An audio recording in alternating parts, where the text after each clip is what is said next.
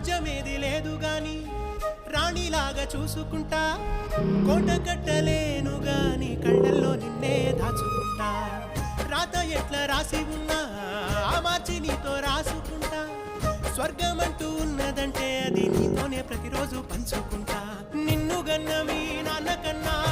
లారు ముద్దుగా సాదుకుంటా నీకు కోపం వస్తే కొంత దూరం ఉంటా నువ్వు గీత గీస్తే నేను దాటనంటా కంట నీరు కంటి రెప్ప దాటకుండా కాటుకై కావాలుంటా